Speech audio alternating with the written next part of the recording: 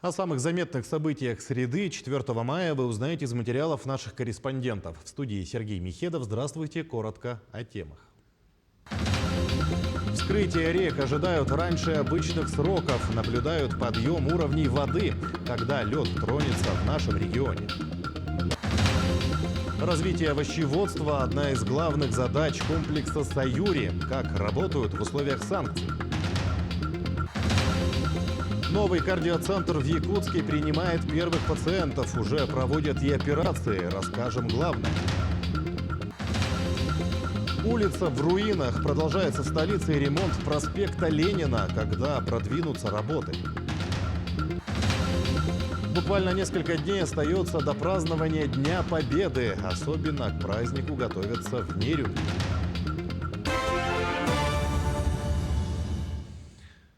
Вскрытие рек в Якутии ожидают максимум на 4 суток раньше обычных сроков. А на реке Лени нижнюю кромку ледохода наблюдают сегодня в Иркутской области у села Змеиново.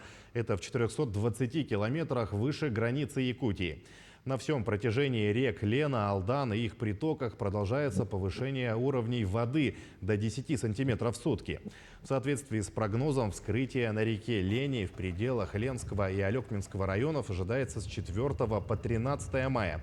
В Ангаласском районе в Якутске с 13 по 16 мая. В Кобяйском районе 17-19 числа. В настоящее время выезд на лед опасен и чреват провалом машины, но несмотря на запрещающие знаки, водители продолжают выезжать на лед. На берегу со стороны Нижнего Бестяха ежедневно дежурит административная комиссия совместно с ГИМС МЧС. На нарушителей составили 9 административных протоколов. Далее по решению суда водители заплатят штраф. Также ежедневно с первого причала Нижнего Бестяха в Якутск курсируют суда на воздушной подушке. Цена билета – 1500 рублей. Выезд на лед строго запрещен. Так как лед потерял свою структуру, стал пористым, уже не держит автомобили. Идет снизу наполнение реки. Также хочу обратиться к водителям, которые занимаются незаконной перевозкой. Если вы перевозите пассажиров, вы рискуете не только своей жизнью, но и жизнью своих пассажиров. За это уголовная ответственность предусмотрена. Нерадивые водители пытаются рисковать жизнью.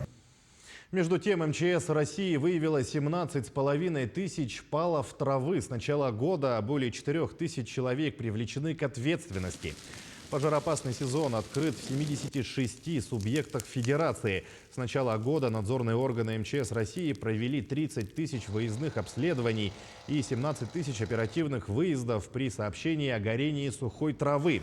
За нарушение правил физлицам грозит штраф до 3000 рублей, должностным до 15 тысяч, а юридическим до 200 тысяч рублей. Если был введен особый противопожарный режим, то сумма штрафов увеличивается вдвое. Рейды охотнадзора тем временем усиленно проводят в Якутии. В период выходных с 30 апреля по 3 мая всего провели 26 рейдов, в том числе совместно с МВД Якутии. Выявили более 20 нарушений в Верхневилюйском, Амгинском, Намском, Алекминском, Хангаласском, Татинском, Мегино-Кангаласском районах и в городе Якутске. Изъято 11 охотничьих ружей. Также провели почти 170 инструктажей под роспись. Всем охотникам выдали памятки.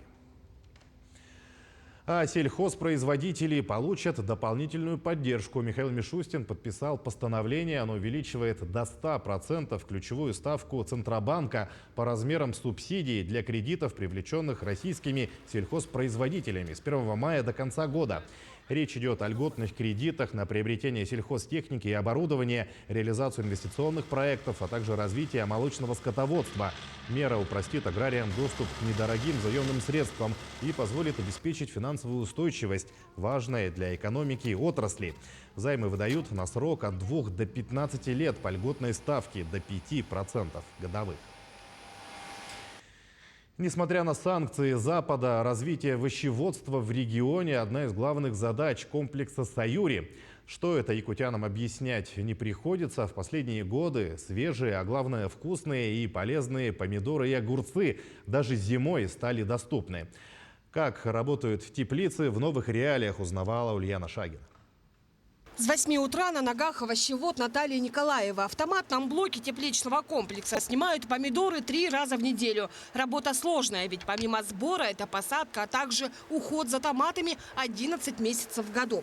Зато горожане имеют возможность есть местные овощи круглогодично. В понедельник собрали, и за ночь они уже поспевшие, на завтрашний день они уже поступают по магазинам. Мы вот эту теплицу посадили в июле 2021 года.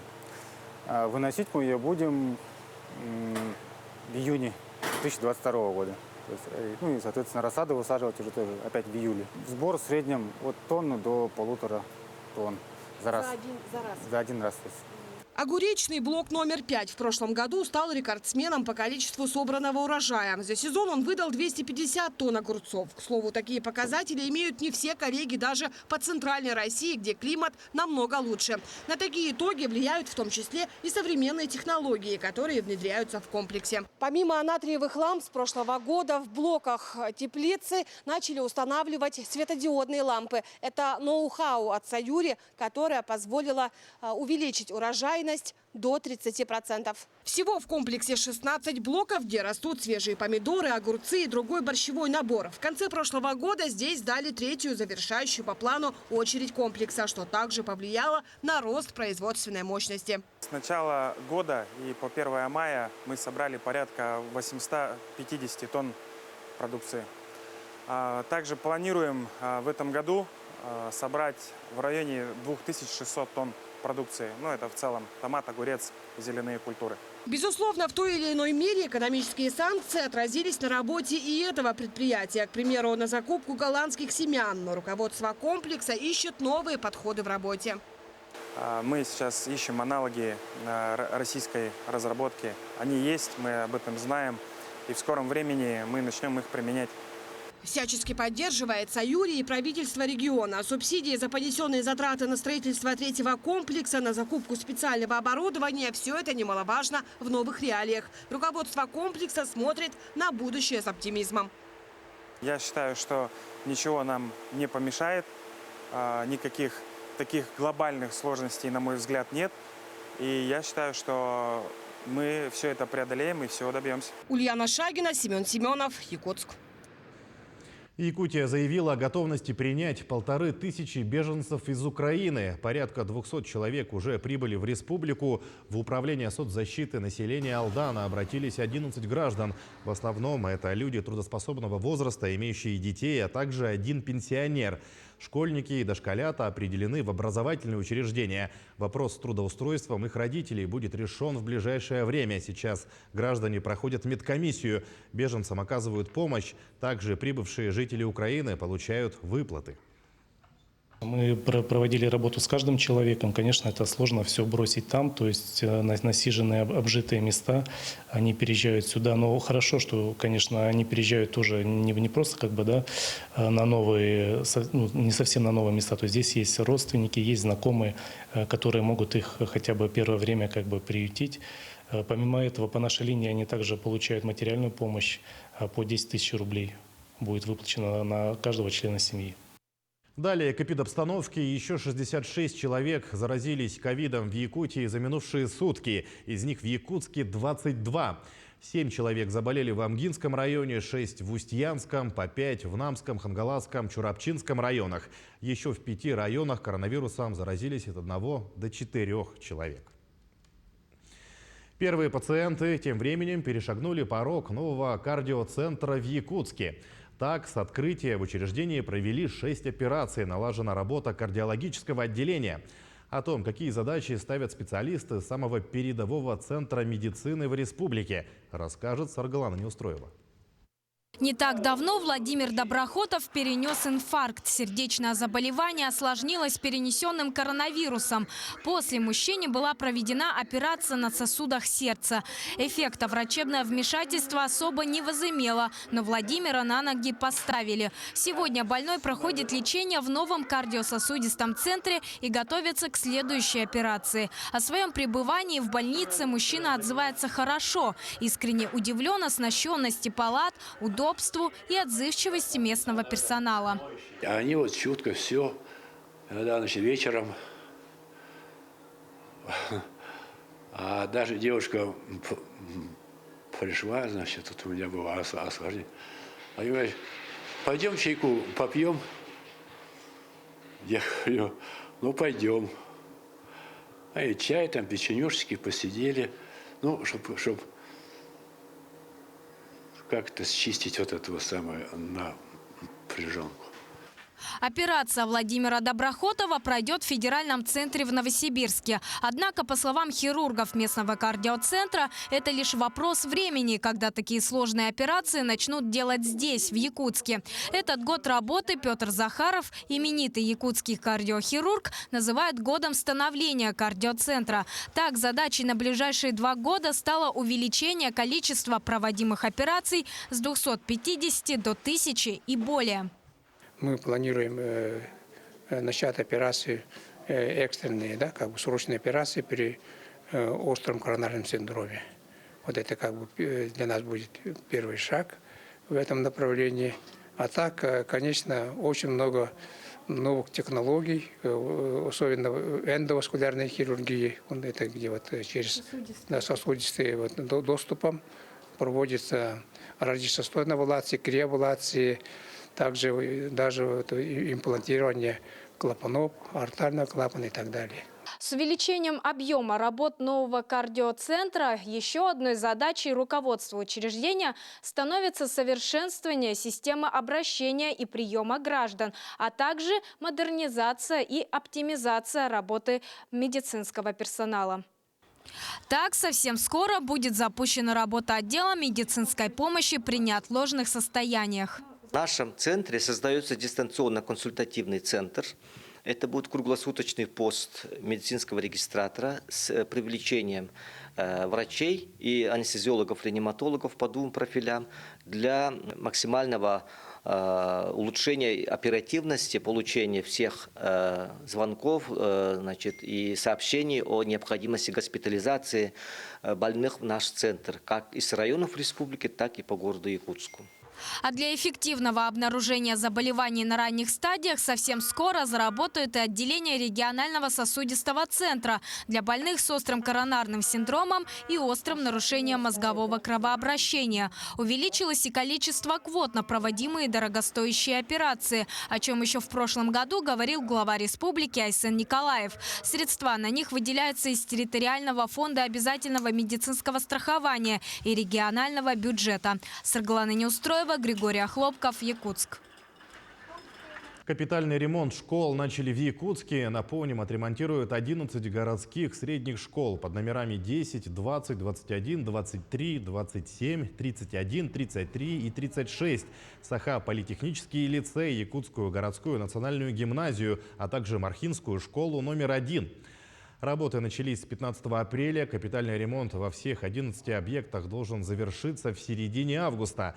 На сегодня определены виды работ, составляют дефектные ведомости и локальные сметы. На ремонт школ предусмотрено более 800 миллионов рублей. Продолжается в столице и ремонт проспекта Ленина. Основной участок центральной дороги должен быть закончен осенью, после чего дорожники приступят к ремонту других отрезков полотна. С ходом ремонта знакомился наш коллега Александр Хавренко. Даже специалисты не могут вспомнить, когда на проспекте был капитальный ремонт. Проводился какой-то ямочный ремонт, асфальтовое покрытие, такого, чтобы прям полностью разобрать весь проспект и переделать все заново.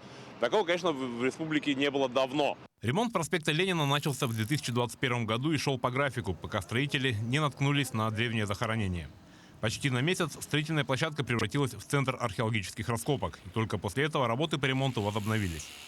Сегодня активная фаза работ проходит на участке от улицы Амосова до улицы Короленко. На самом перекрестке Амосова у нас предусмотрено устройство теплоизоляционного слоя. Поэтому мы его должны закончить до наступления положительных температур средних устойчивых. А также у нас производятся работы на перекрестке улицы Курашова, производится вынос газовых сетей. У многих горожан возникает вполне логичный вопрос. Почему работы ведутся сразу на всем протяжении проспекта, а не на отдельных участках? Капитальный ремонт у нас состоит из нескольких этапов. Это сначала мы должны подготовить основание дорожной одежды, его заклинить асфальтогранулянтом.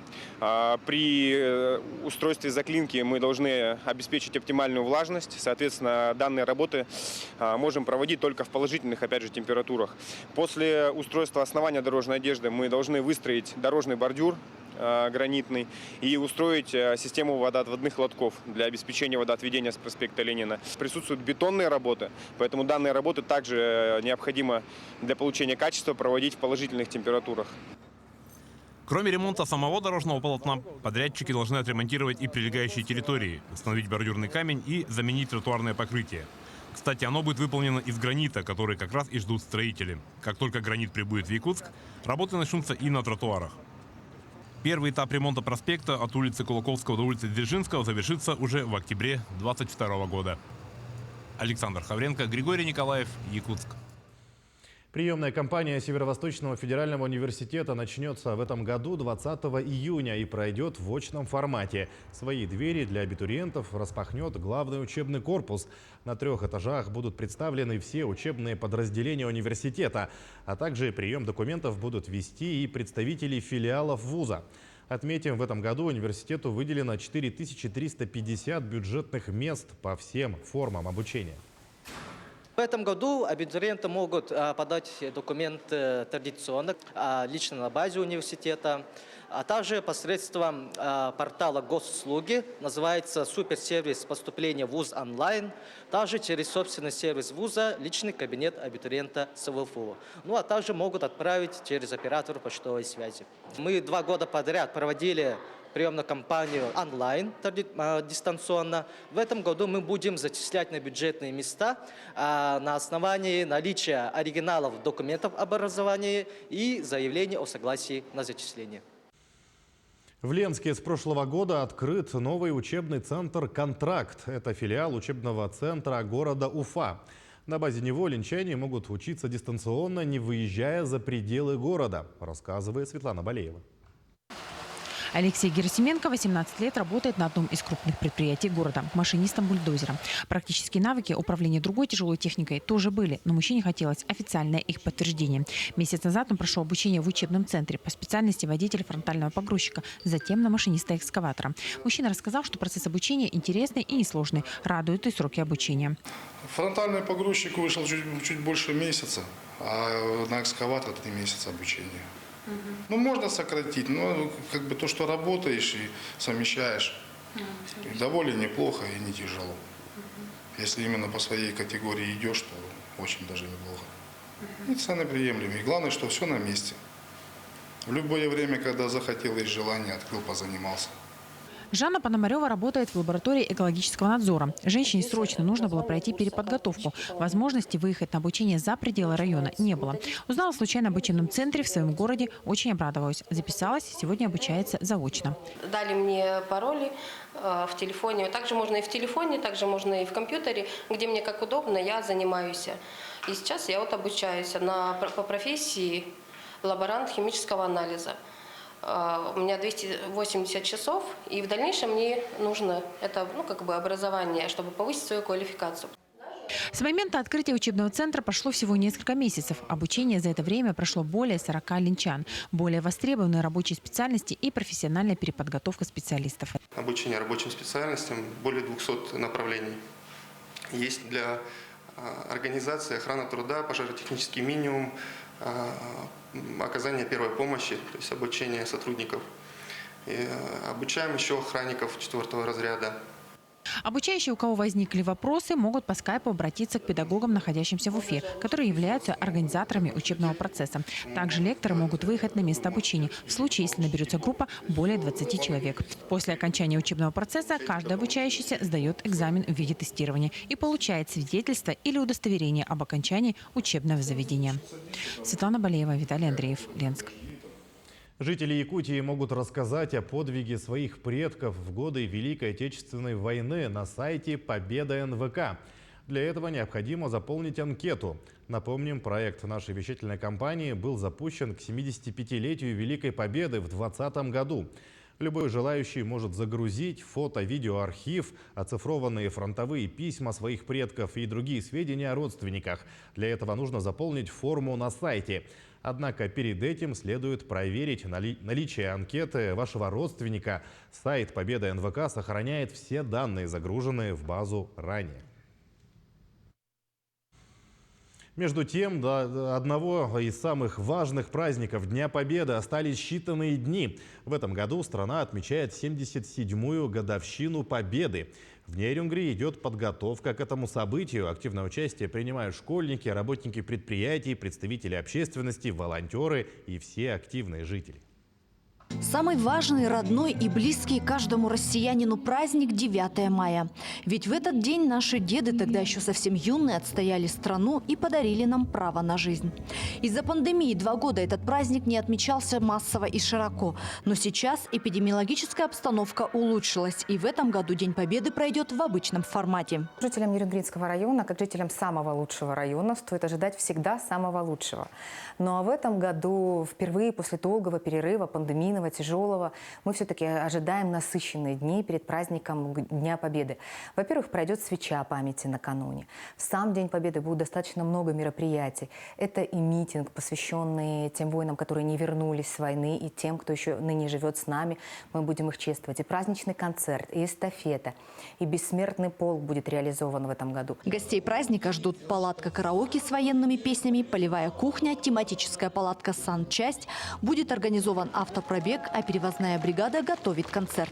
Также к 9 мая готовится совместный проект Нерюнгринского филиала НВК «Саха» и вокальной студии «Апельсин». Раньше эта песня исполнялась нашими соотечественниками более в роковой обработке, а мы решили исполнить ее в современном стиле.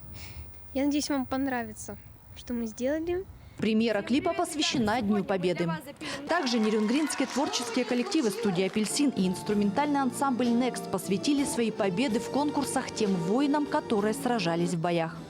Уже вечером 9 мая в Нерюнгри, как и во всех городах, прогремит праздничный салют в честь 77-й годовщины Победы в Великой Отечественной войне. Ирина Жданова, Захар Головин, Нерюнгри. Таким наши корреспонденты увидели уходящий день. Всего доброго и до свидания.